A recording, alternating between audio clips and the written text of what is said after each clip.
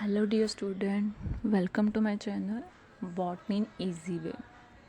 सो student, इस channel पे हम कुछ बॉटनी के टॉपिक्स कर रहे हैं। तो मैंने आपको नेक्स्ट टॉपिक स्टार्ट करवाया था प्लाज्मा मेम्ब्रेन। फर्स्ट पार्ट मैं उसको अपलोड कर चुकी हूँ। आई होप आप लोग सब देख चुके होंगे उस पार्ट को।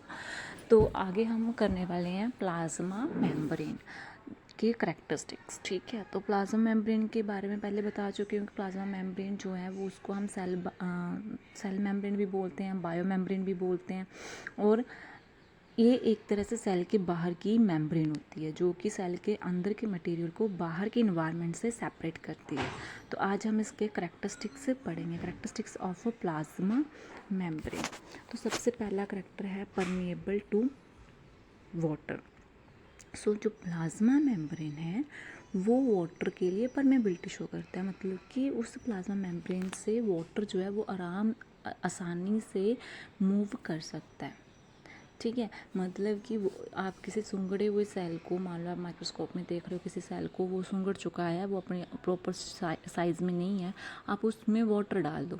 जब आप वाटर डालोगे तो वाटर उस मेम्ब्रेन के थ्रू सेल के अंदर चला जाएगा और वो जो सेल होगा वो स्वेल कर जाएगा, वो अपने प्रॉपर साइज़ में आ जाएगा।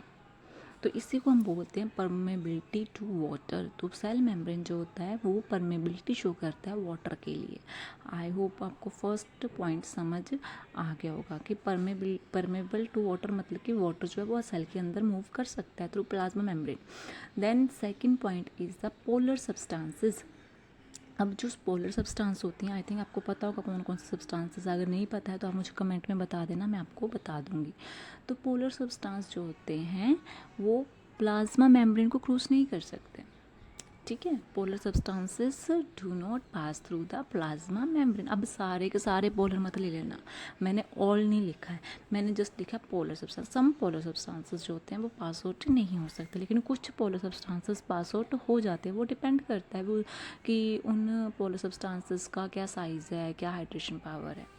ठीक है, अब आते हैं कि एक तो हो गया परमेबल टू वाटर, दूसरा हो गया पोलर सब्सटेंस पास आउट नहीं कर सकते। लेकिन नेक्स्ट है third is non polar substance, मतलब पोलर से ऑपोजिट सब्सटेंसेस। आप खुद सोचो, पोलर पास आउट नहीं हो सकते लेकिन नॉन पोलर पास आउट हो सकते हैं इस plasma membrane means bio membrane के थ्रू पास आउट हो सकते हैं। कौन से? Non polar substances.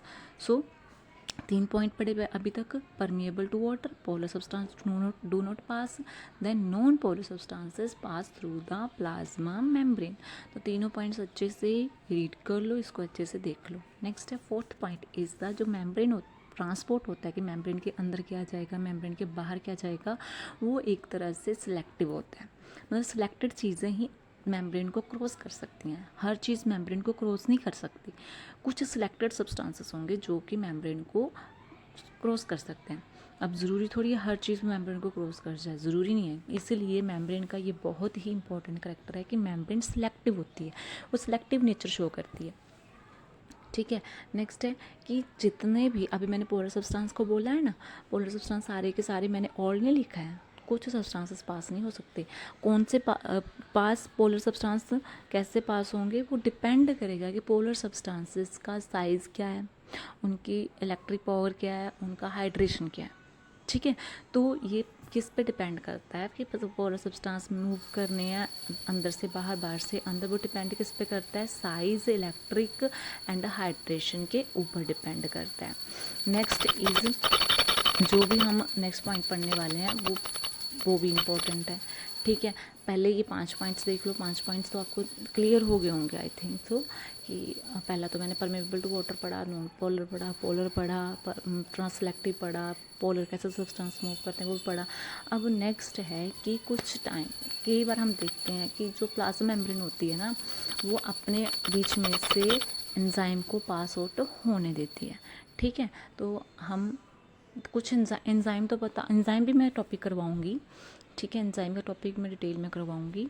तो एंजाइम जो होते हैं वो सम टाइम, हर टाइम नहीं, some time move and permeability show करते हैं टू किसके लिए? एंजाइम के लिए। So thanks for watching the video. अगर आपको वीडियो पसंद आई हो तो please share, comment, subscribe my channels.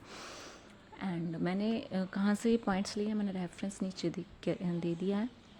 Bhatia की बुक है, मैंने वहाँ से ये पॉइंट्स लिए हैं। मोस्टली जो बीएससी फाइनल वाले बच्चे हैं उनके लिए बहुत ही हेल्पफुल होगा।